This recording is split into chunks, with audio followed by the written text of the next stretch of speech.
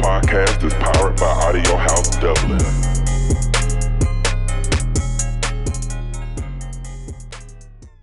Yeah, so Sold Out Podcast, episode 43. Obviously here with OMEGA and Ill Diam. It's an absolute pleasure, boys, for you to come through. Thanks for having us. Yeah, I guess you just want to introduce yourselves, just how you describe the dynamic we got going on here. The dynamic duo. Yeah, you deal with that. We'll deal with that. Where do we begin? I don't know.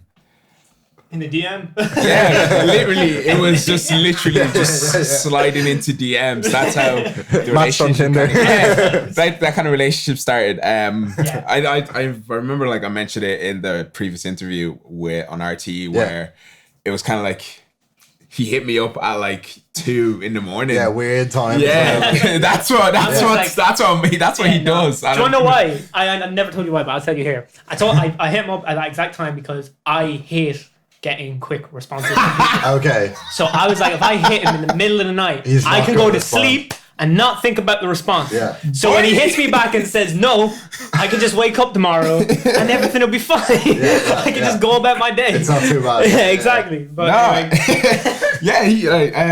it kind of came about he hit me up and he was saying, "Yo, we actually linked up at B Club, and that's where we first saw each other, and then he hit me up after that saying he liked the performance, the beats, etc., and was hoping we could work. And like I said again, this was at 2 a.m. I'm not sure if I replied straight away. No, you didn't. I replied the next day. It was kind of caught me off guard. I was like, yeah, sure. Send me I was like, okay, I'll hit you up, and then I think a couple of weeks went by, and then he hit me up again, and I sent him a beat pack. This was kind of till this day was a rush job. I just filtered through all of my previous projects that I'd had lying around for 2 years, year and a half, a lot of stuff I played at B Club, and I just sent it to him. I was just like, we'll see what comes of this. And I was really, strange enough, I was kind of just expecting maybe he'll pick 2 or 3 tracks. He hit me back. He was like, here, here's the demo. And I looked at the track list. I was like, there's 8 tracks here. Yeah. I sent him 8 beats. There's no way he recorded to 8 beats. Yeah. And I listened to it. I was just like, shit, son. Okay. This guy's for real. He wants to work. I was like, Cam, okay. I sent him the full. I was like, yeah, I'm really interested in working. Let's see where this goes. I sent him the full thing. And I was expecting just him finalizing it and sending it back. And then I get an email from management waving the cup. I was like, the fuck is this? I was like, oh, I'm the manager for Omega. I was like, holy shit, son, this boy is legit. These people think I was doing a business. That's kind of how it started. It was just from sliding into DMs, sending him a beat pack, and then his management hit me up, and then it's history since then. I was at the time I had just transitioned into being Omega. I had changed my name. I kind of gone for a whole rebrand.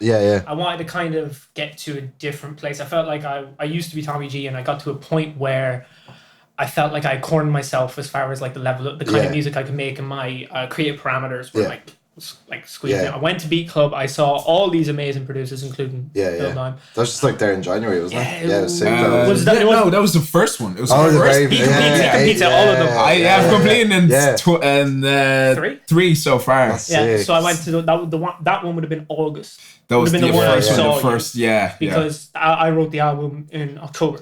So I went to Beat Club, and I was just kind of scanning, because I worked with Whisper, Rogan, Atari. Some good names. They were the 3 I worked with, and that was it. And then I was like, right, and I saw him, and I was like, I need beats from him, because I was like, he can push me in a different direction that I haven't been in before.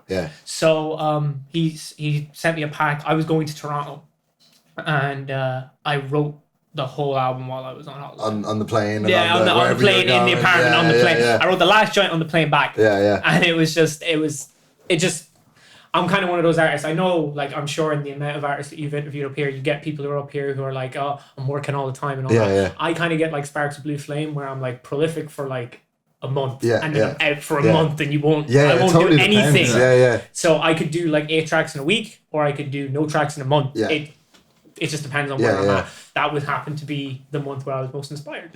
So which works. It was great. And then we came out of it. It was an album. Yeah. It was actually a 10-track. Yeah. Because I had the 8 Ill Diam beats and I had 2 Rogan beats that I'd like sandwiched. And it was going to be like my ØMEGA mixtape, the first one. And then I played it for management. Management were like, no. You should ask Ill Diam if he's willing to do like the Big Sean Metro Boomin thing. And I was like, don't know if he's going to do that. It was a risk. It was a risk. And then I was like, all right, I'll ask him. And he was gracious enough to. I think that was a good move. Like the project turned out sick. You know what I mean? I'm still till to this day I'm surprised like the exposure it's getting. Like it's people insane. Are like it's like when I check the stats on Apple Music, it's like it's the top country streaming it. The EP is Germany. I'm just like, bruh, what? I'm fine with that. But it's really interesting, and just to see like, it just pushed us in a different creative direction. Yeah. We were doing things like, we had one meeting together at his house where we kind of chopped up the album and kind of finalized everything, and that was like really, really fun because we both had relatively the same ideas. Only the other day, literally 2 days ago, I texted him at Blue, and I was like, man, we should do something. Do a couple remixes, and he was like, man, you read my mind. I was thinking the exact same thing. That's always and it's like that. Like now I can feel it, like the synergy's building. We were on stage for the first time together. It didn't feel. It felt. That was perfect. At the launch. Or, the launch. The first time we had to share the stage together. And we didn't know how that would go. Went pretty well, I think. It went. It went so it was. Yeah, you know what I mean. Like for a change, I've just been really, really enjoying it. Really enjoying what's going on. It sounds like the whole thing came together so naturally, which is always the best way to do it. You know? Exactly. And like even the way both of you went about it, like you competing in B Club is getting you that exposure and like putting you out there and just. Like, what's it like kind of going, like, in that scene? Because I haven't been to B Club just yet. But I know Matt Man, like, he's just a mastermind for this stuff, you know? It's, like, going into it, like I think my mindset, like, for, like, 3 times I went into it, I was like, okay, like, I have to body this. You have to come correct. Like, it's, like, most people, like, will go out and check out the competition, et cetera, et cetera. Yeah. I can, like, just filter that out. I was just like, I know my sound is different. Like, I know what I'm capable of, so I just get myself hype and listen to all of my old projects, filter it down to like my top 10, top 15. A lot of people, like I'll play back and forth with other people, get people's kind of feedback on it. Yeah. And like I'm hyped on all that, and then when I get there and I see the crowd, et cetera, and I'm just like I get nervous a bit because like I'm way like sometimes I feel like I'm way out of my element here. Yeah. And at that time, I think at the first B Club, I had like maybe 2 of my friends there. Yeah. Which is crazy because literally like the way it's judged is like you play your beat and whoever claps the most gets the crowd going wins. And I was just like, for sure, everyone has their family, their nanny in there hyping for them. Yeah. And just to go in first round, just the atmosphere, I was like, okay, this is crazy. Second round, this is crazy. Semi-finals, I was like, okay, I don't know how I got here. And then the finals, I was just like, this is crazy. Like, cause like I can see 2 people in the audience, my girlfriend and like one of my really good friends, but just hyping me up. And then that, like, it just laying out beats after beats after beats. And you're just like, this is crazy. Yeah. And it's like, I think like just going into, you just kind of have to have the mindset that like, you're there for a purpose. Like you're there, like, and like you can have multiple purposes. Could be networking, just to be to showcase and just leave. Could be just to like you're there to win, or you're just there to have fun. It's kind of like the experience is just it's a mix of both, really. I think it's just so good to be there, just be out and like you just get so much out of it. Like every time definitely. You're like just floating around. I've met so many like people like who know me through the internet. I've never met never known in person. Like Thomas's heard like he's heard him like a lot of my stuff through the internet and stuff like that. But like that was the first time we met each other. We're like we have mutual friends who I've met his mutual friends before I met exactly. him. Yeah, it's always the way like not even friends. Like proper networking, but people from Instagram or like anything. That I'll never forget, and I love telling little anecdotes like this where that night. What was it they said to you when you went up on stage? I feel like your shoes. Yeah, they're like, hey, if he's wearing those shoes, his set better be hard. I think I was wearing a pair of Yeezys back there. That's when Yeezys were popping. And I was like in bits. I was dying. I was crying off stage. I was like, oh my you God. have to gotta come correct. I'm not surprised surprised Matt Man noticed that as well. Like, so, it's like, what was it? The other thing that happened, I remember we were all gathered around, and I had heard a couple of his beats online. This was the first beat club I went to. And there was this gang of us. It was like Taletta, Woodsy was there, Rogan, Whisper, me. Sick. A big gang. Yeah. And everyone kept turning around to me. It's like, see, Ill Diam, he's going to get up there. He's going to kill this. You watch. It's going to be crazy. I was like, all right. Till this day, that still has me. We all stand there and he plays the first beat. And next thing, everyone just turned around like a stanky face. Just like, went, oh my God. And I was like, oh. And everyone just started going crazy. It was the most mental experience I've ever been. Like, shout out to Matt Man for putting it on, bro. Because, it's so great. He did a lot for, like, the first, the second, and the third one. Like, a lot of people are getting so much exposure. Like, I could hear people, like, coming up to other producers and be like, oh, I'm a rapper. Like, I'm definitely going to link up with you and get cool beats, etc., which is kind of really good. That, And you know what else is even better? I think the last time, was it Silk who got up? And it was like put a load of stuff on women producers. Yeah. And that was great. And Silk got up and it was nuts. It was they were intense. Crazy. I was just like, when I was like, okay, it was a performance fan, and I was like, are they battling? Because we were all terrified. They can't be battling. Can I go open Ableton up real quick and just slap a couple new beats? Yeah, it's a bit they were crazy. But there was a lot of great talent there. I will. It's just good to have an event, like even in a small scene like this, that does put like the producers like front and center too as well. Yeah, exactly. But obviously then yourself, when did you start rapping and like writing? Because you talk about the Tommy G stuff. So it switched. I started rapping when I was 16. So I always kind of rate my influences on like it would have been when you're younger. I think everyone kind of looks at Eminem and is like, oh, Eminem when you're younger. I always said this. He's like a cartoon character. Definitely. He was like this funny. Of course you're attracted to him when you're 8, or you're like, oh, that's really funny. I think that's hilarious. Of course I'm gonna watch it. But that was like my first introduction to rap music. I think I always say this. First rap song I heard that made me want to rap was "Run This Town" by Jay-Z and Kanye and Rihanna. I remember seeing the video when in like 2009. It went to number 1, and that was when all I had for my musical reference was Sky and music channels. And it went to number 1, and I was like, oh my God. And then I always say this about Jay. The good thing is if you start on Jay, you can get to Kanye, and from Kanye you get to Drake, and from Drake you get to, and you could slowly filter your way through everything. And then eventually at that time I was trying to figure out what I liked. That was the first song that made me actually want to rap. So I was like, all right, cool, started penning raps. I would have been around 15. Then 15, 16, I think I put out my first song when I was 17 years old. I want to say 17. 17 with Ghost and Host and that. It was like the first song I ever did. Then after that, went into Tommy G kind of era of my life, and then I kind of that ran its course. I got to my the last album, which was Worship No Idols, and I felt like I had kind of come full circle. I did one song for the Repeal the 8th thing. I did Terminal 1, which was a song I did for Repeal the 8th.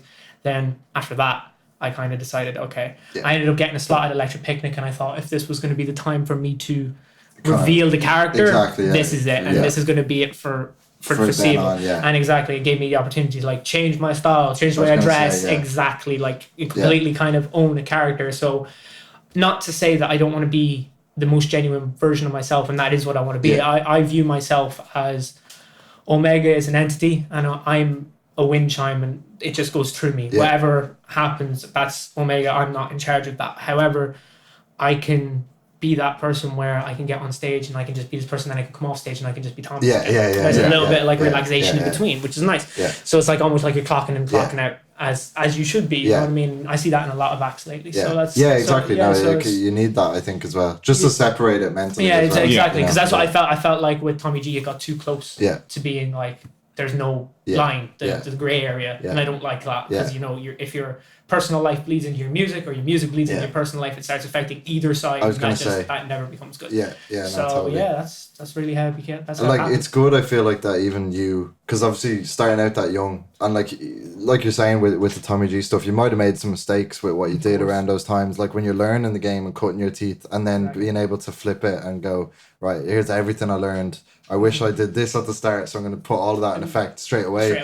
And look at what's happened already. You know, it's only been a little bit of time. And it works wonders. I remember like one of the best moment I've had so far as ØMEGA was I went up and introduced myself to Jafaris after having met Jafaris before as Tommy G. I went up and introduced myself to Jafaris. Where was this at EP. I was like on a voices.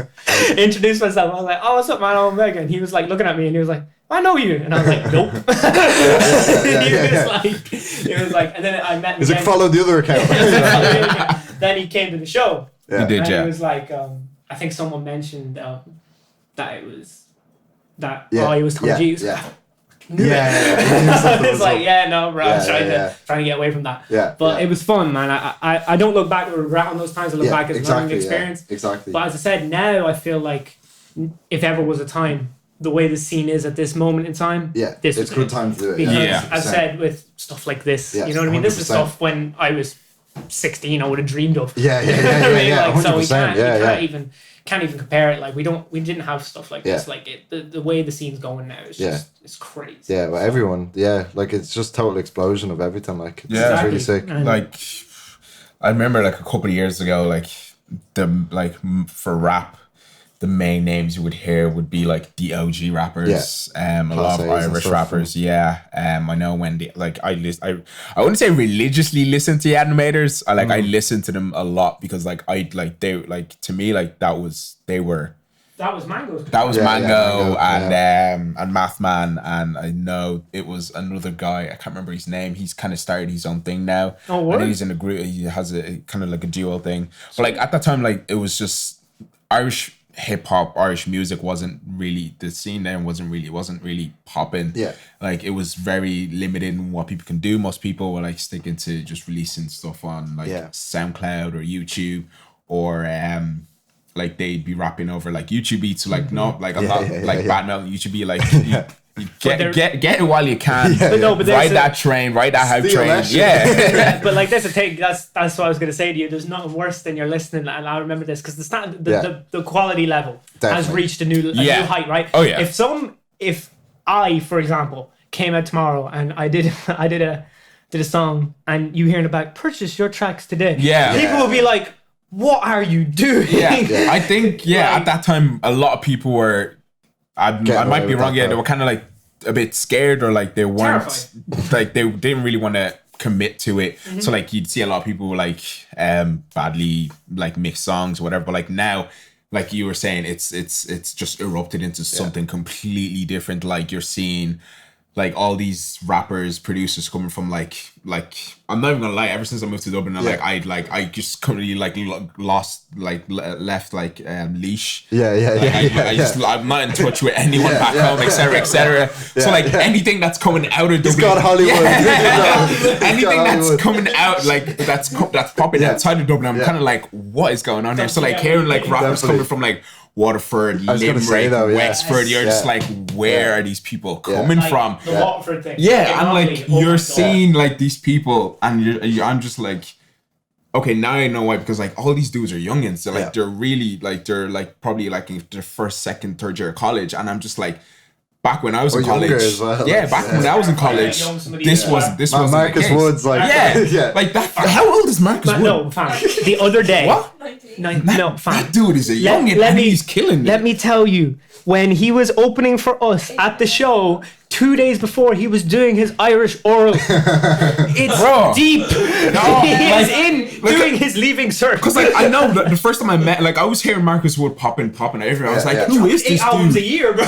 And then he came. I saw him at the third installation, the third B Club, and he was like, oh hey, I'm Marcus Wood, and I was like, boy, like, are you old enough to be in here? What's security? What's going on? And then we had him open for the show, and I was just like, he's like, I've only followed him for a show. Well, I'm not gonna lie and say like I was heavily invested in him. Like when he came out, like I could hear his name popping here there, but like I never really took too much focus because I was focused on me at the moment.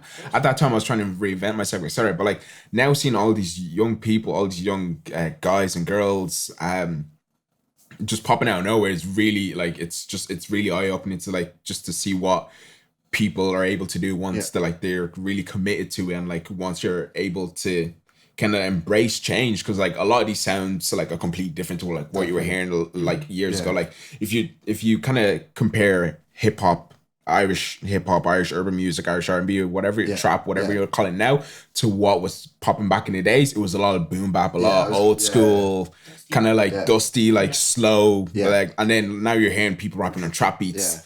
Like till this day, I don't know how Irish drill became a thing. I know. Like when you hear it, I'm just like, What? Yeah. But like it's good, it's lit, but like that's the thing. Like there's a lot of change in Irish music that like most people like are they're welcoming, they're able to embrace it. And a lot of people are kind of like, no, this isn't what Irish music is about. And you just kind of like, it's 2019. Like I'm glad we're at that period. You gotta embrace change at one time. And like that kind of goes back to when I said I was reinventing myself, because like when I kind of started producing, I was just focused on like.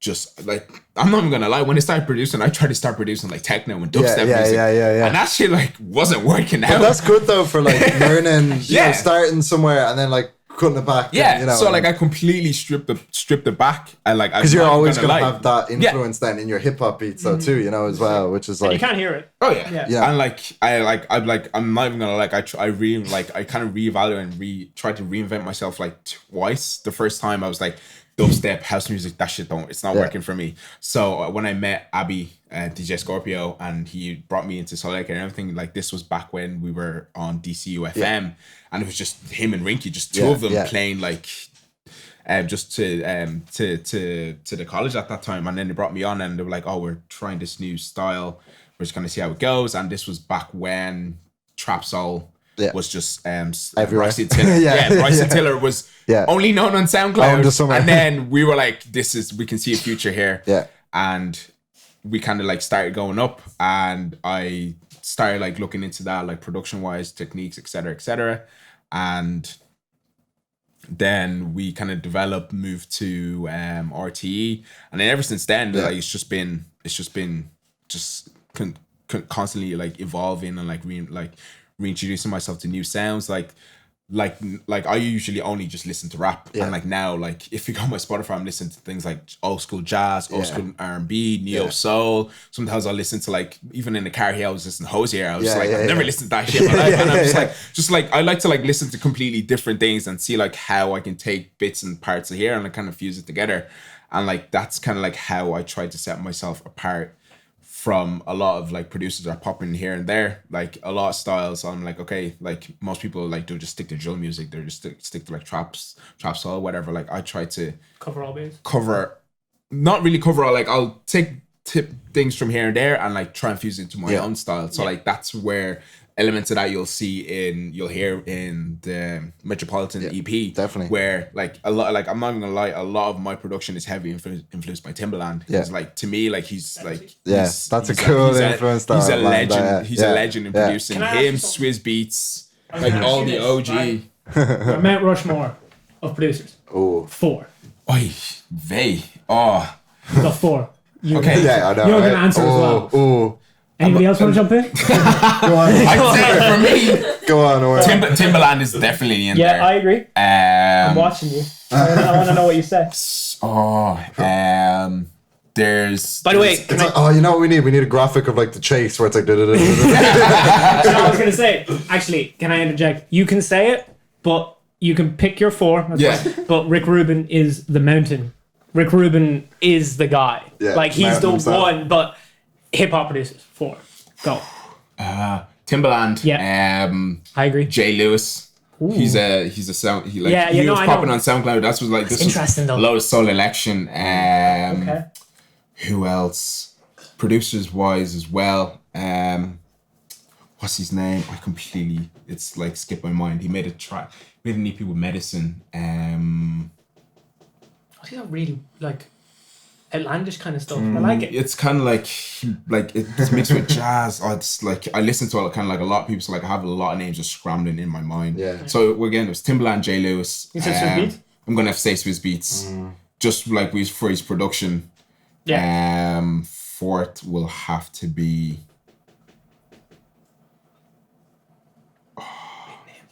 Big. I can't. That's the thing. I don't want to go too mainstream. Because that's like I try to draw a lot of. I was going to give you all mainstream names in a minute. Yeah, same. Yeah. I'm going to give you all mainstream names in a minute, bro.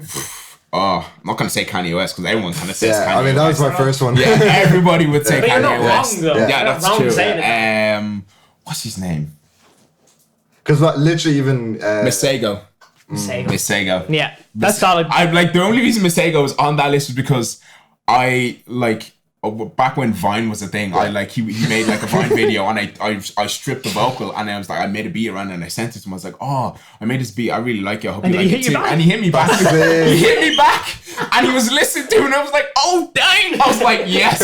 That time I was like, this is like 2-3 years ago. At that time I was like, I made it. Pack your bags. I'm good. I'm going going Hollywood. And like that's the like he had ties with SE at that time, so like we were helping him promote a lot of stuff when he was releasing a lot of stuff to us. So, like that's how I kind of like got to know him, and like when like him just knowing the fact that he listened to a track that I sent to him, that like a lot of producers don't really do at that time. So like I was really stoked, and like just his production, like the way he like fuses trap with jazz with R&B, it's so good. So like he's definitely on my list there. Cool. What's your so like I just go put I know you're supposed to do the interview, but I am going no, it's good. I'm gonna pitch questions. No, it's good, because I'd say Kanye, just like because he's one of the only, or like, you know, when he like, even I listened to do you ever listen to that beat tape? It's like like the old one. Yeah. All that stuff, like just listen to the beats on their own is sick. I'd say like put Metro Boomin on there just because like how he pioneered, what's more, like nigga? You know, like he just put producers on the map again, you know, and just like reinstated like kind of what Dre did back in the day. You know, it's just like I agree.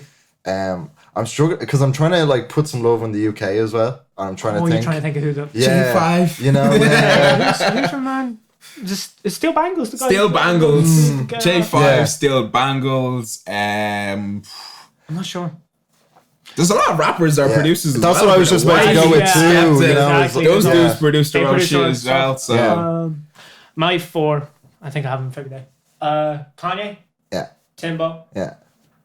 Pharrell. Oh. That's good. That's good. I'll give you that. This man's smart. Was a good one. Yeah, that's Pharrell good. and Just Blaze. Okay. Just Blaze. Comment down below. You're 4. Do it. Do it. Yeah. Say, bro. Yeah. Nah, that's lit though. Yeah. That's a good combo. Like that's my thing of like, you see that producers need to be getting. I always say this, and this goes for the Irish scene and worldwide. I think worldwide is getting a bit easier now with people like Metro Boomin who are like, not only am I taking credit, I'm going to take feature credit, and I'm going to be in the album. But he like made an album, you know, and like put Travis Scott, and like, you know, it's crazy. But like. I wanted to get back to what you were saying about the way things have kind of progressed. I think the most full circle moment I had was like, you know, back in like 2014, I'll say random pick a date, 2014. You're talking like, people were still fighting about accents and like all that type of stuff. People were still fighting about that. Now, my most full circle moment was I was Longitude last year.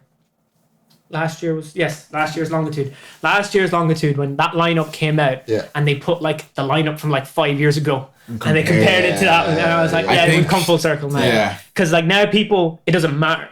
Like everyone is open to listening to hip hop now, which is great. Because I remember going to that festival last year and it felt like a lot of people don't like that still, which I like. Like you see them with the EP lineup, they're all on. Yeah, like I'm not hip hop. Yeah, I'm not one to force like things on people. Like it's just, I think people kind of like just scared to really accept change. Yeah, like a lot of people kind of like, oh, it's just turned from like a really good festival to just focused on hip hop. I would understand though if I was like if I was into alternative music and stuff, I would actually be annoyed. But like, it's the same way as when this inevitably happens to Longitude and it turns into like a techno festival. Because they're just gonna go with what's popular. Like you can still get that then at Body and Soul or wherever that's it the thing. is. There's so various festivals that like cater to EP this year has catered entirely to that sect of fan base. Like it's just the hip hop lineup for Longitude this year is way deeper than it was last year. Like there was people 10 toes deep. There was people on last year that you could have looked at and went, that's not entirely hip hop. Like Solange headlining on Sunday. Yeah. You'd expect some alternative people to show up to that. Yeah. Whereas, it's like, it was just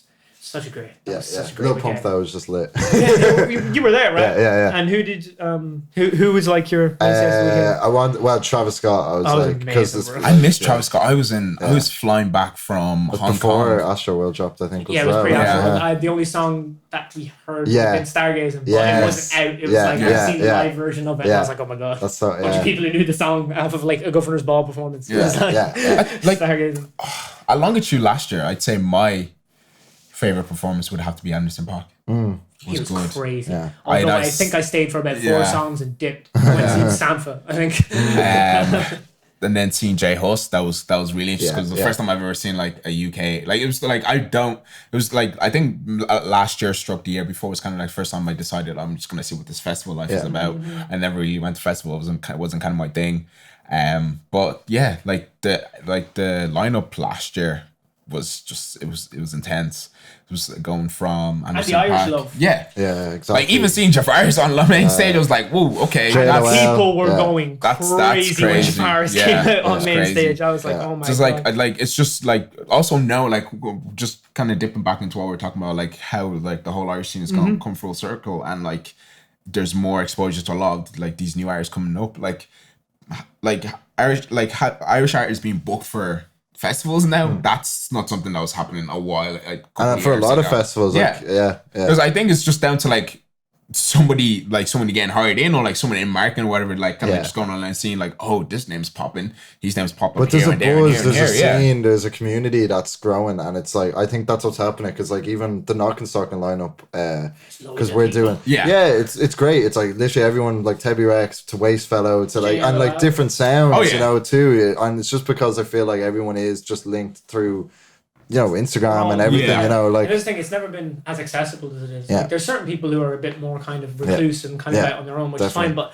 it seems like anyone you hit, they'll respond. Yeah, definitely. Like even the other, going back to... It kind of depends. Depends who you hit, really. Yeah. Not everybody will respond. But some people will acknowledge it, but even though the other day, like, I know this might be, maybe this is me just slighting myself a little bit, but like at the show, the amount of people who pulled up, I was like, what the hell? Like, Evans Jr. was there. Amma pulled up. Jafaris was there. I was shook when I'm not gonna say I'm shook when Jafar. That's like kind of like acting like a fanboy. I was surprised when Jafaris pulled up. I was just like, what? I was like, okay, because like that's the thing, because like his management was running the guest list and everything, and like we knew he was cool. We kind of like had a overview of who was pulling up, and like seeing all these names, I was like, I don't remember these guys on the guest list, but sure, it is what it is. Like it's open, like that's the thing. Like we weren't being like, okay, you weren't on the guest list, you're not getting in. Come in, listen to the music, spread the word, etc., etc. I said still one of my favorite moments from the set was what happened. I was downstairs getting ready to go up. I think me and you were. No, you might have been upstairs getting ready. I was downstairs getting ready. My girlfriend, who was drunk, came down. She came out the front door. She was like, Thomas, Jafaris is upstairs, and fangirled out. And I was like, relax. I was like, calm down. Oh, it was so fun, man. And just to see, like, and that's the kind of support you need. Everyone showing up, showing love at all these things. As I said, like, I think, what was the show I went to where I was like, I remember Y-Axis. I went. The Grand Social, or no? I actually opened for him.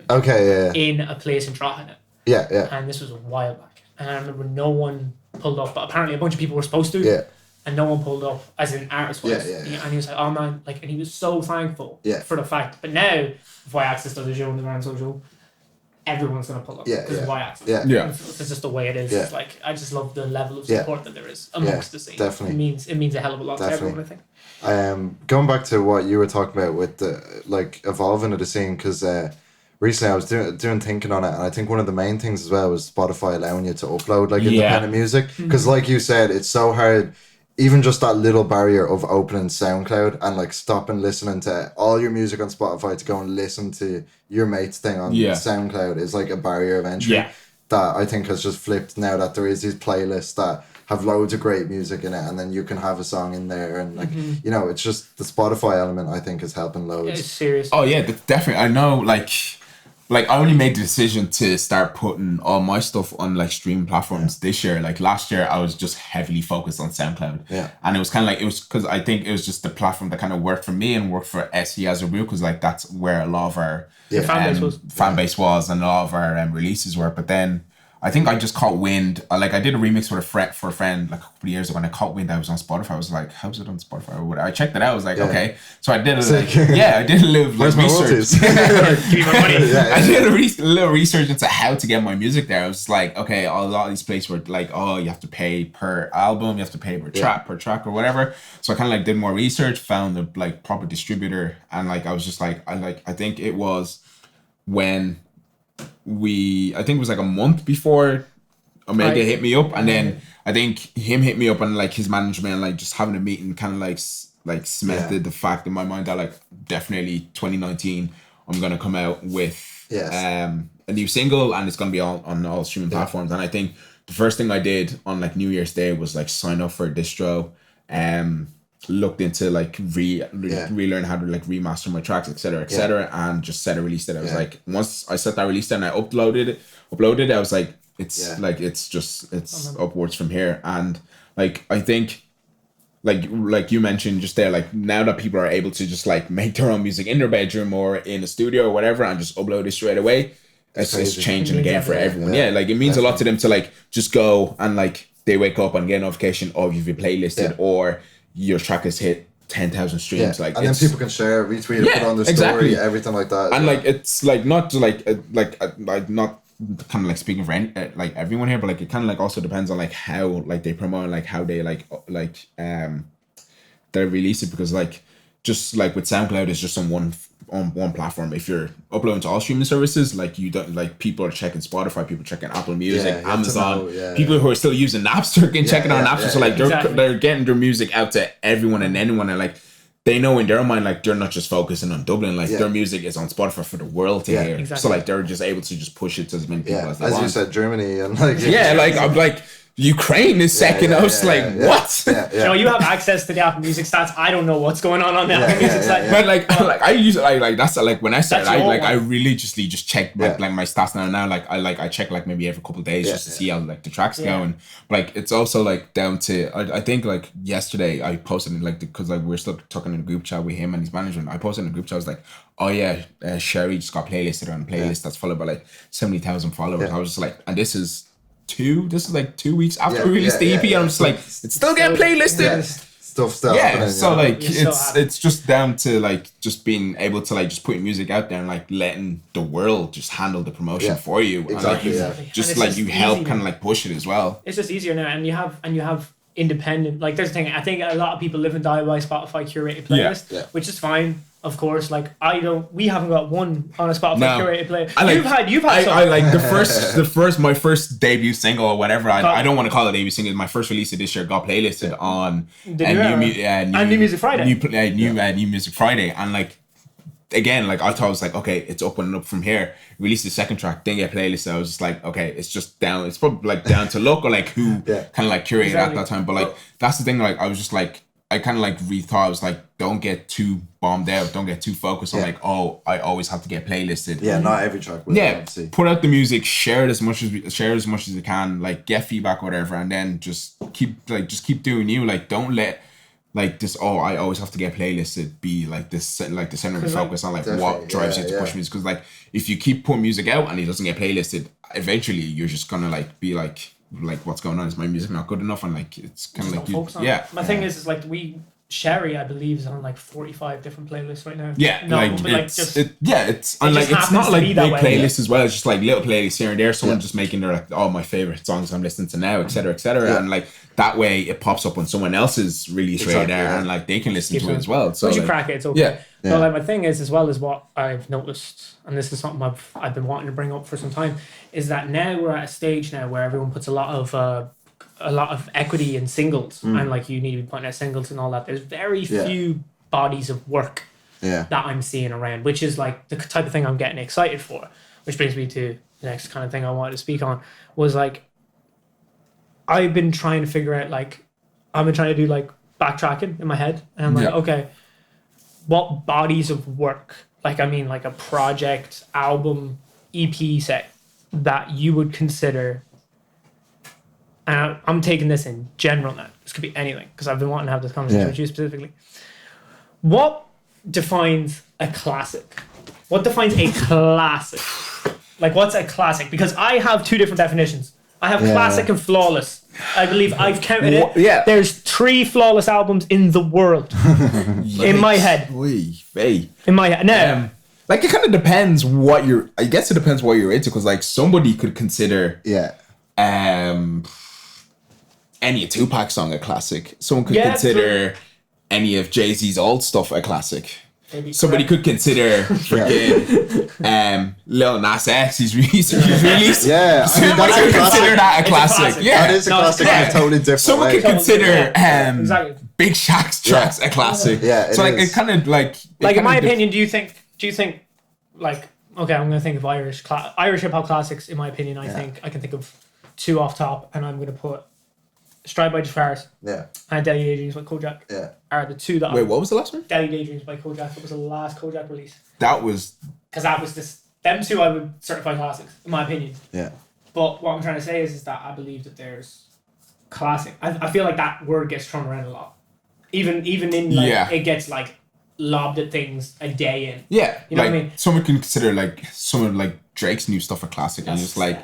That you're kind of jumping the gun there, but like again, it kind of depends to what people are feeling. But exactly. So my thing is like what to you? Yeah. What defines a classic to you? Like, yeah, and then you get like even what albums you identify with like the most personally too as well. Like even because like and maybe just because an album did drop at that certain time you needed it, it just might be a classic too as well. Classic, exactly.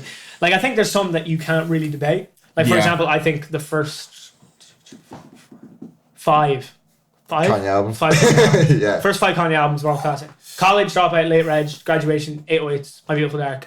Graduation, has to be. I consider like, I agree with Graduation. You don't agree with the other 4? No, like that's the thing. That's the thing. Like the people have kind of like different tastes and like different views and like one of the albums I consider a classic would be Dr. Dre's 2001 album because like that's what put me on music. That's what like introduced me to music, and like because it was the first track I listened. It was the first album I listened to when I moved to Ireland, and because like my dad moved from Houston, Texas to here to start to bring everyone in, and like I just stumbled upon his old CDs and Dr. Dre was there. I was just like, who's Dr. Dre? It was a big weed symbol, and I was like, what is this? I was 9 at that time. I was like, I'm just gonna listen to it, and like we had the old CD players, one that it pops out, like it rotates and you can put like 3 discs in it. So I placed it in, and I was listening to it, and I was just like, I'm liking this, and like that's where my love for it, like kind of hip hop, developed. And like I'd like again, like just not repeating myself. Like I only focused on hip hop because that's what like I got into. Like that's where I like listened to religiously, and like coming from like a Nigerian family and like going to church, etc. And it like joining the choir, singing in the choir, playing drums. Like music became like a big part of my life. Like my parents were like, "Oh, you need to stop there and focus on your studies or whatever," and I was just like, "No, like this music thing has to work for me." And then it developed from like listening to rap to rapping and then moving into production.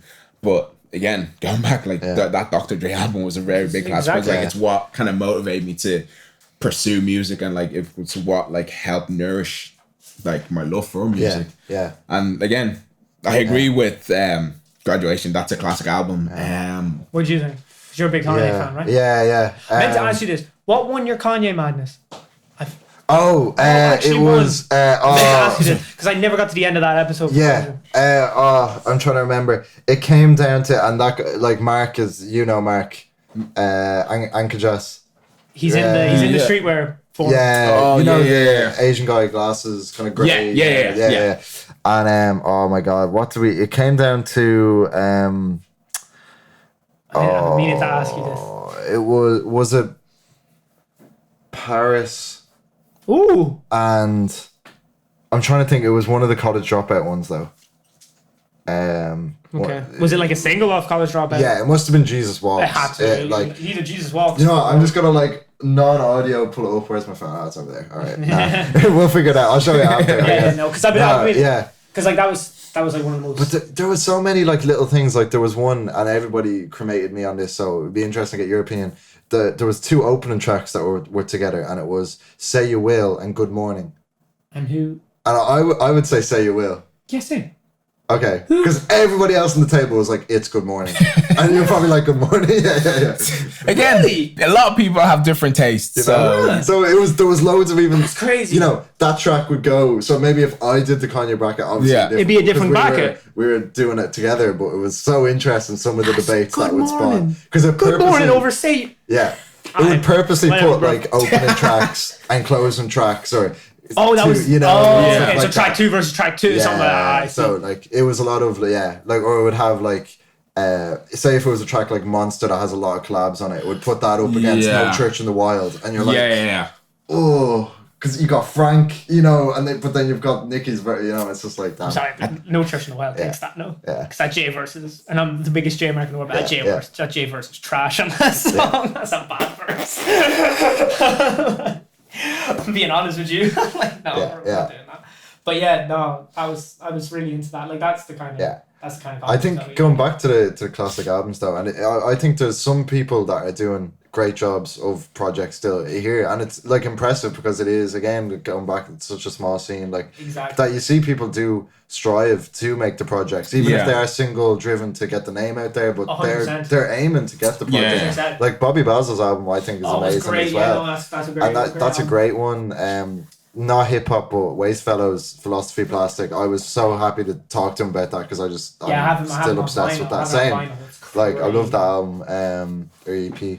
I was trying to think of more, like, and I know Y-Axis is working on something. I know Mango Math Man's working on something, like, and I'm so excited to see. Yeah, exactly. As I these people, I think slowly but surely we're getting towards it, which is what excites me more than anything else. Is that we're getting to the level of, like, I think everybody and their mom has had an EP in the last year.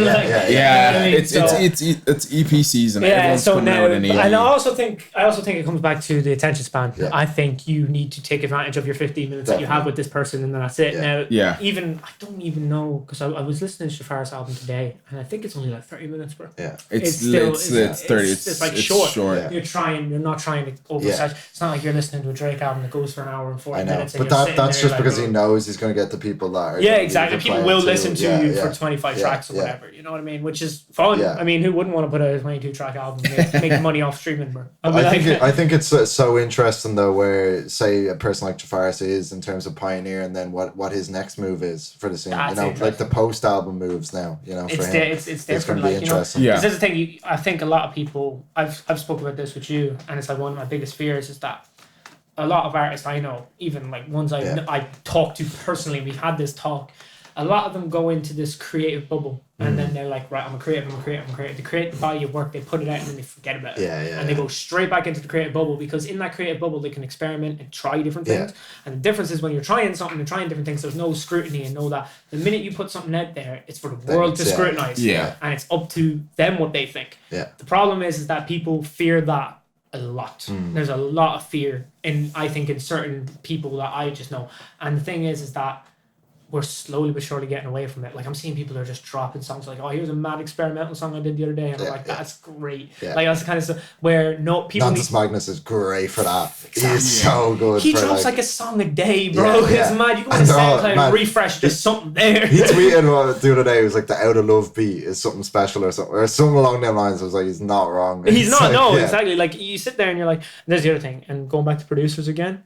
They're not afraid to, like, you know what, if no one's going to rap on this beat, I'm putting it out. It don't matter. I think one of the other ones I'm going to shout out, because Ill Diam's at the table, so I'm not going to shout you out. LHK.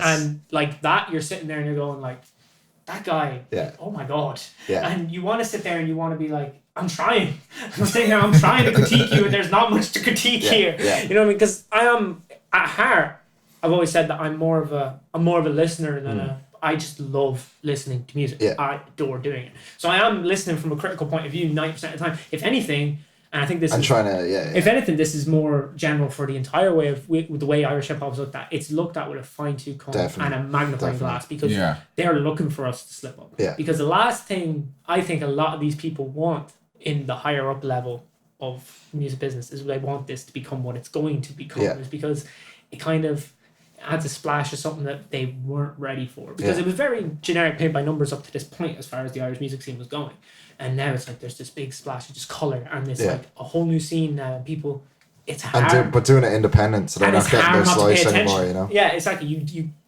at the end of the day, 90% of these acts don't really need a big label to come in. Because they've already put in the work. They don't. They're fine, bro. I think because like that's the thing, like a lot of people are just like, they'd rather be independent. Fact. And they'd rather have the backing of like an independent-ish label or like an agency that helps like book get them booked and stuff like that. But like a lot of people kind of like want to feel like they own their shit and like they're able to put out what they want to put out, not what the label wants them to put out. Exactly. So like I think that's... And you've seen it happen to acts, like great acts that it's down, like, you know what I mean? And that's unfortunate, but like my thing is what I'm getting back to is that we're in a space now where everybody can just do what they want to do, and let's just see. Like, you know what I mean? And that goes back to what you were saying about, like, you know, there was only boom bap, dusty beats, skeletal beats. Everybody because if you stepped out of line, you were considered Ireland is Ireland. you were considered like you were mimicking American rappers. That's not your real accent. I was just like, bruh. But now that Irish rappers can look inwards and kind of go, what's unique to me, and then that comes out in the music. That's what's made it what it is right now. You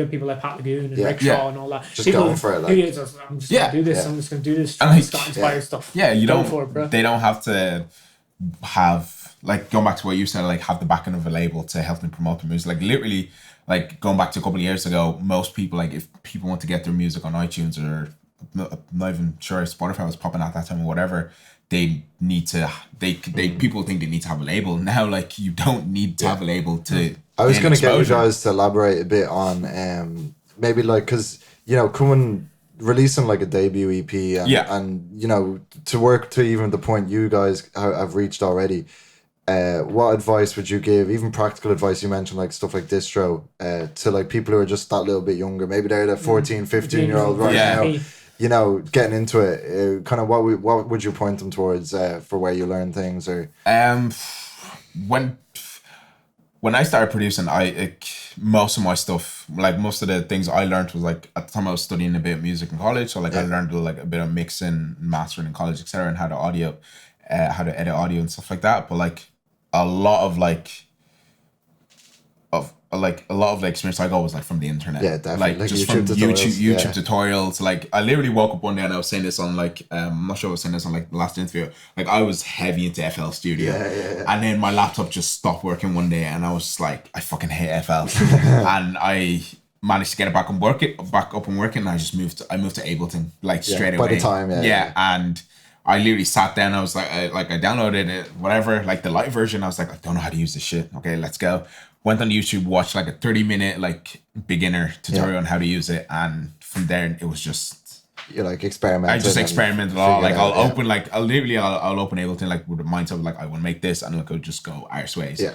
But like a lot canvas. A lot of like teachings will come from like YouTube tutorials, or like just even talking to people, like talking to other producers, talking to other like mix engineers and stuff, or like just even going to the studio and like listen to how they work. I remember going into the studio and listening to Simba and like listening to how he mixes and stuff like that, because I'm good friends with him, so like just like being able to critique shout out to Simba.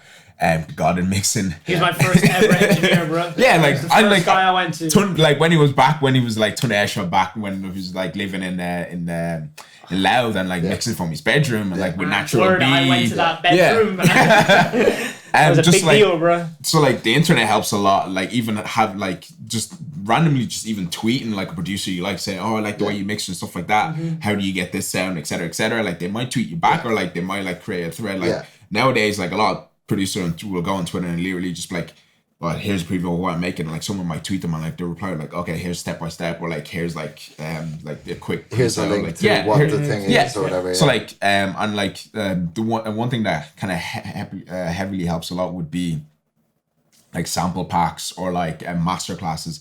I know master class is kind of like going up now. Like there's one master class I'm yet to watch, was Timbaland's master class. So like just even picking like little tips from here and there, like kind of like helps from stuff like that. And then from production going into like distro, like I think I was looking at YouTube tutorial on like what the best distro is to go with and like comparisons. So like it was a mix with Lander, DistroKid, TuneCore, AWOL and stuff like that. So like just ask anyone like who has your music out, like what distro do you use, and like what would benefit you the most, what has the best payout for like Spotify streams, Apple Music streams, and like album purchase and stuff like that. So like there's forums like Reddit.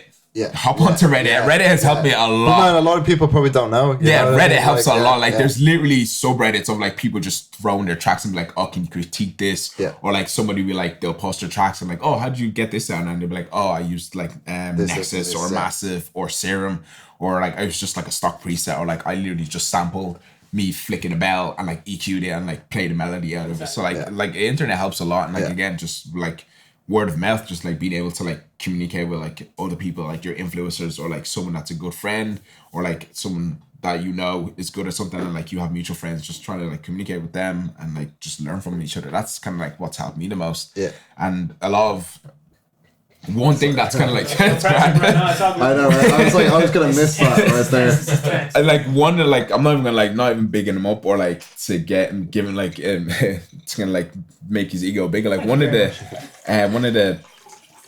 like not really major, like one of the guys that had a great like a big part in like the sound that I have at the moment was it me? No, it wasn't. would be Abby.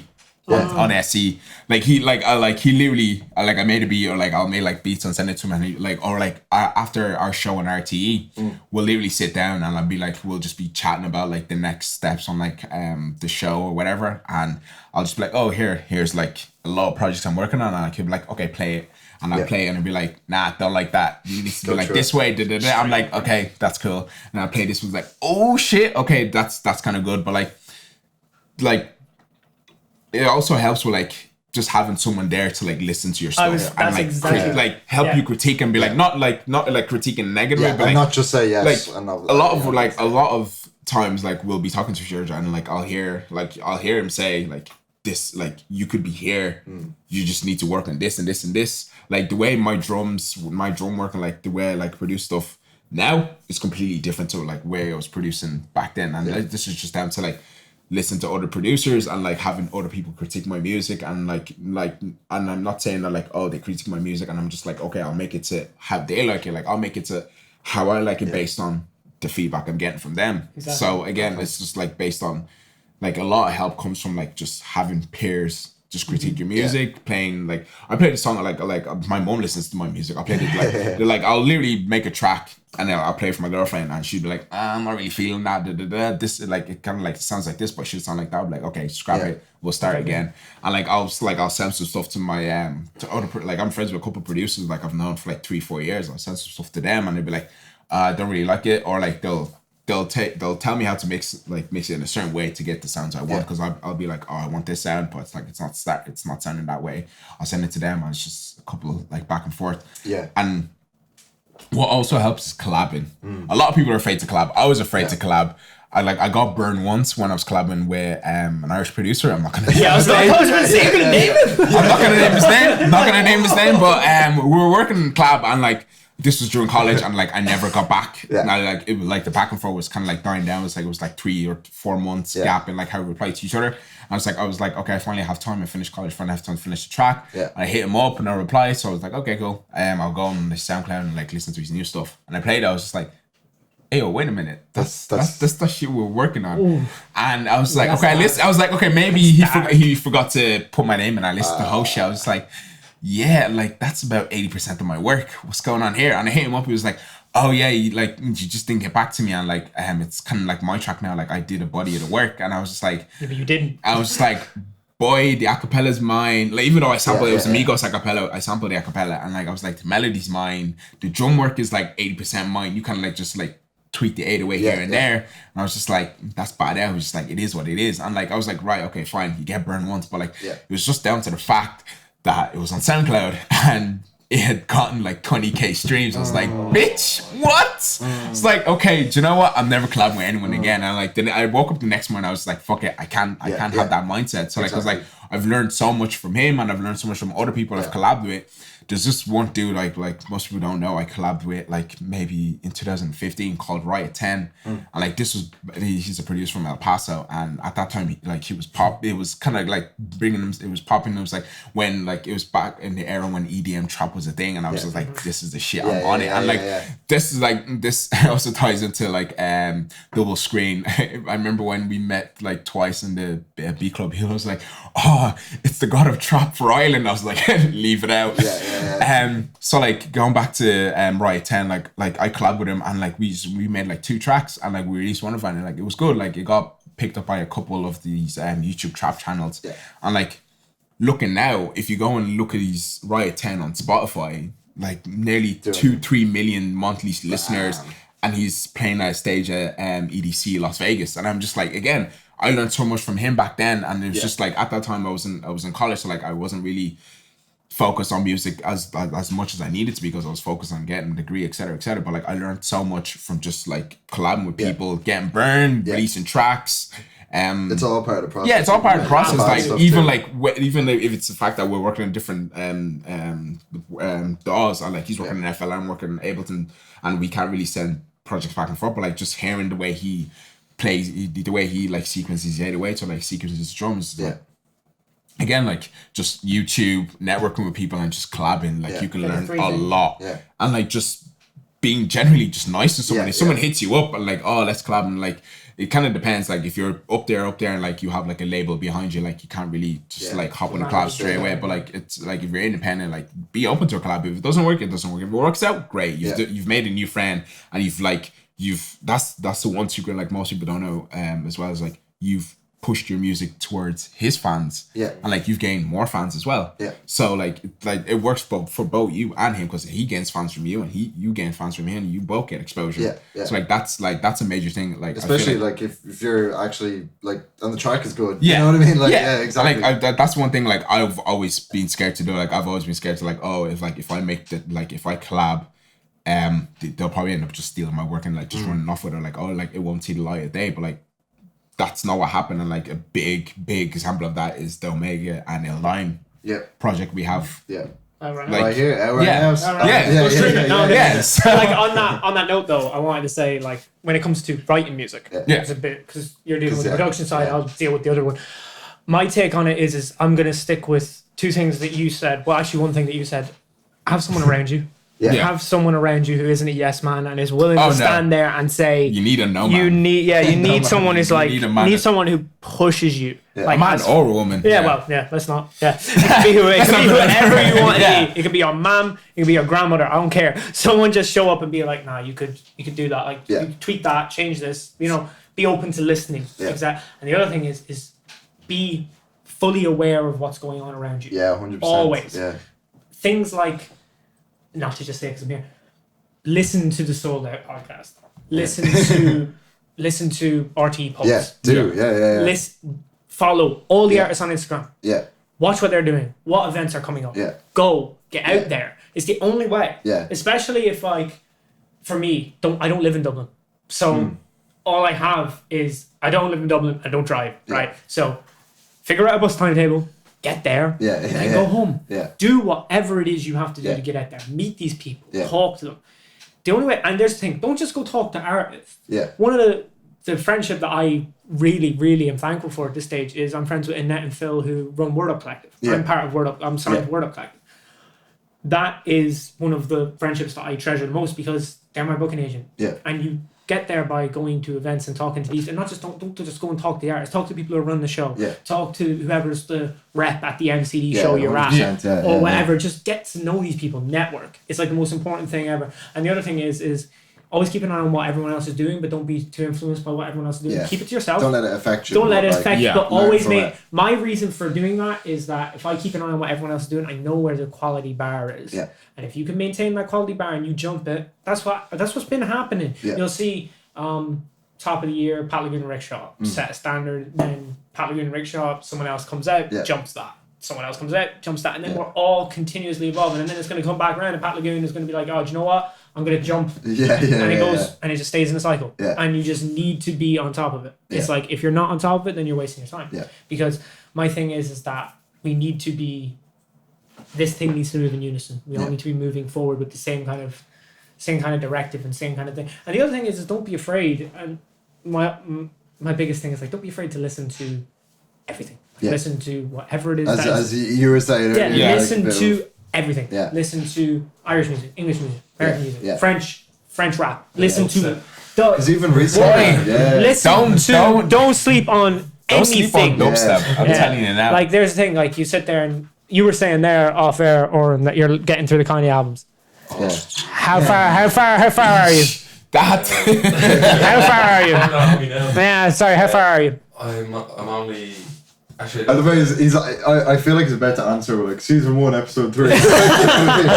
Have you got to the season finale yet? I feel like he's literally going to. No spoilers. Don't spoil it for anyone else. Now, what are you saying? I got to My Beautiful Dark Twisted Fantasy. That's a good run. Yeah. That's a good run. I got there. Do you like I got it? there eventually. No. I still honestly prefer Yay. Not. Yeesh. Ooh. You see, it seems like it's more. I'm actually open to hear this. Hang on, go on. It seems kind of single-centric. Okay. You know, Yeah. that sort of way. It's That's true. just banger Fact. to banger. Yeah. Fact. It doesn't seem to have like a message to it. You know. I agree. I think. I couldn't. But it was more like the moment like that dropped for him too. Like Yeah. What is it? people My didn't Beautiful like Dark him. or Yay? Yeah. Oh, My Yay. Beautiful Dark. Oh, for My Beautiful Dark. As Okay. well, like people didn't like him like after like Yeah. you know after Wasn't Awards. that album was originally supposed to be 10 songs that were 10 minutes long each? Oh. That was what it was supposed to Right. be at the start, which is a bit mental when you think Yeah, about it. yeah, yeah. But I think the only one that touched was Runaway. Runaway's like 9 minutes long on the album, isn't it? It's like long. But like my thing is that that's interesting that you would prefer Yay, because that's what I mean. Like one of the things about Kanye is that you have albums that are heavy. Like My Beautiful Dark is a heavy listening experience. You have to really devote time out of your day to sit down and listen to My Beautiful Dark Twisted Fantasy. However, Yay, I said it. No, I didn't say it. I saw it on Twitter. Someone said I felt like I got halfway into the best Kanye album of all time, and then it ended. Yeah. Which is what some people are into, as we said about short attention spans. Yeah. That's kind of what you like. That whole summer run though was Oh, it was savage. Yeah. it was like one of the best summers Yeah. for hip hop music. Like Producer ever. of the year. Oh, Ill Diam. I'll take that. I will take that. Producer of the year for last year. For like, do you think it'd be Kanye with that spree? Like those Dr. five, Dre those did a five. sick job of Anderson Paaks. Ooh, Dr. Dre, good shout. Dre just coming out with Who else? straight heaters. Another When that content Do you know who I really like? No, he only really did single, but I really like Take Heat's Run. I thought Yeah, Take yeah, Heat's yeah, Run yeah. was Ah. crazy. Ooh. That Hey. genius thing that they did with him, where he's just like still in college. Yeah, like, still that like, caught me yeah. off guard. I was like, bro, what? I was like, crazy, yeah. how old is this dude? Yeah. Who he's else? just chilling, Who else like- was I big? Oh, Murder Beat did Murder a Beat wild did some- run. yeah, Every it's track I was like, Murder. I was like, who is this dude? Yeah, yeah. And then I was like, it's no way this dude is banging out tracks after tracks, and they're all And they're you know all what? hitting the He charts. looks like a homeless man. Yeah, It's yeah. weird, bro. He looks like a rich homeless Yeah, man. no, That's fact. I a said rich it all the homeless time. He's got grills in and everything. I was like, when he posted, I was like, that's Murder Beats. And he was DJing at the Drake after party in Right Venue years ago. Jesus. And I was like, that's Murder Beats. You know who's slowly on the come up as well? Like I'm not like that's the thing. Like he was probably popping in the UK and the US and like casually start popping here. Trap Money Benny. Oh man. Like I was like when I especially like that's the thing as well. It kind of like doubles back onto like how people kind of like gain experience. Like he did. I think like I heard his tag and I was like I've never heard of this guy. And then I saw him not in person like on an actual video where he was kind of like using this plugin and like just mimicking how he made the track for Drake. And I was just my like. film. Yeah, and I was just like, what the hell? Like, I've never heard of this dude. And he named all these artists he's worked with. I was like, I've never heard this dude. I've never heard his tag. And he's made, like, he's worked with all these artists that I usually listen to. I was like, how am I sleeping? Like, how have I missed this That's dude? another one. That's another one where you realize, like, if you actually go and read the album credits of some of these things, there's a lot of people who show up multiple times. Yeah. You know what else you need to do as well? Check all these pop albums. Check Ariana Grande's album. See all the hip hop producers in that. Pharrell Williams. Bloody. Ariana Grande's album is just yikes. Yeah, it's that's like if you go in and read the credits on Ariana Grande's album, it's pretty mad, you know. If you see who's on it, it's like, wow, I didn't even read yeah, that's the thing. Like most people don't want to read like album credits and etc. etc. Do it. And like that, I think that's kind of like what's fueled this new like era of like people. Like a lot of producers want more credit. Like you see a lot of producers coming out with their own stuff and like featuring artists and like not just being the producer where it just says produced by Metro Boomin and Big Sean, and it's like Murder Beats like just coming out with his own stuff. Like a lot of these producers like they don't want to be known as just the back or just back in there. They want like they're artists now. Yeah, They're like, curating. Too yeah. and stuff So like that, that's so. like personally that's kind of like what I like use Well, to fuel myself as well. Like yeah, right. I don't want to just be like the producer. I want to be a producer and artist. Like I want to release stuff with artists as a collab and just like have my name out there as well. Like this wasn't a thing years ago. Like But it's the like only you're time- part of the direction of the project too. You know, from the outset. Exactly. That's Like, a different thing. years ago, like the only time you'd hear a producer, like you wouldn't even hear their tags. Like the time you hear the producers, like when you actually read the credit, like the credits on the actual physical CD. And the only other time you would get it is if the artist said the name. Yeah. They'd be like, Yeah. like someone on the beat or whatever. Yeah. Someone just blaze or something. You just hear someone yell it, and you'd be like, oh, that's who that is. But I was gonna say actually on that topic, I think it's getting towards that where producers are taken to the forefront because they're, if anything, in my opinion, they're at more risk because if I get on an Ill Diam beat and I'm trash and I suck, it's a bad look for you as well as it's a bad look for me. I probably think like no one's gonna tell you like that once again. If someone's not telling me, if no one's telling me that I'm trash on the song and we put it out and it's like whatever that just and you're tagged at the start and I get on and I start whatever I'm doing, it's gonna look bad for you. Anyway, album of the year last year. Oh damn, that is hard. Damn, it's so off the top too. Iridescence, my boy. Yes, we had the show. Did you go to the Helix one? So it was an event. It was an event. I'm not gonna lie. It was turned up. They're playing Longitude this year. Brockhampton, I think so. Yeah. Okay, everyone, we're gonna start a GoFundMe and get over the ticket Longitude. It's a reverse giveaway. There's no ticket. You give him the tickets. It works like that. That's crazy. Bro, man, because I know for a fact so many albums dropped last year. Like even like early January, February, there was that stuff, summer. That summer was mental. You know, because you got everything like from Yay. So you had what was it? Kids See Ghosts. It was Pusha, then Ye, then Kids See Ghosts, then Nas. Nas and Jay-Z and Beyonce dropped that weekend as well. Yeah. Then Tiana. Yeah. Then there's other. Then Drake and then Astroworld. Yeah. I mean, I think Lil Peeps. When You're Sober too was like after that. And then he passed like almost straight. Or it was like he passed the year before. Like that release though, even still last year. I think X still dropped last year. Yeah, X did. X had Skins last year. What else? I think you had Nipsey. There's definitely big albums. Mac Miller. Cardi B, if you watch that, whatever. Because I know there's going to be mad albums we're forgetting. Like obviously.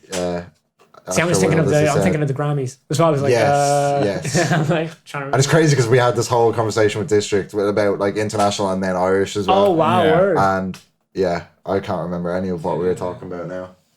Anderson .Paak's album was there. Oxnard, Oxnard. Yeah. Did you listen to Ventura, the new Anderson .Paak album? I heard someone. I haven't gotten into him to be honest. He's great, man. Yeah. But I always heard good things. I heard no disrespect. I'm just repeating verbatim. I haven't listened, but someone said some article read it was like the blandest Anderson .Paak album. Fair. Yeah, people are saying. A lot of people aren't really a fan of. Depends what you're into. That guy just be out here playing the drums at his shows. I mean, that's sick. That's sick to me. But that's another thing actually. Going back to the advice thing. Go see. Boys, I'll just say we will have to wrap it up. Oh, that's sweet. Yeah, no, fine. Have someone come in and say. Yeah, sweet. I didn't even check what time. Yeah. Oh fuck! I didn't even realize. My bad. That's some good. Damn. Some good combo. I suppose. Anyway, Time flies when you're having fun. Wrap it. Go. Yeah. No, you guys killed it. Fucking hell. And obviously, congratulations on the EP. Thanks. So stream it down below. Do you want to just close with any shout outs? Any? Go. You shout. No, you. All right. So shout out Wayward and Corp. Shout out Word Up Collective. Shout out Ill Diam. Shout out Sold Out. Yeah. And follow up on all the socials. Check the description. Check the description. Check the description. Just do it. Just check down below. Just click down there. But shout out. Thank you so much. Much love, man. It means honestly. Thanks so much.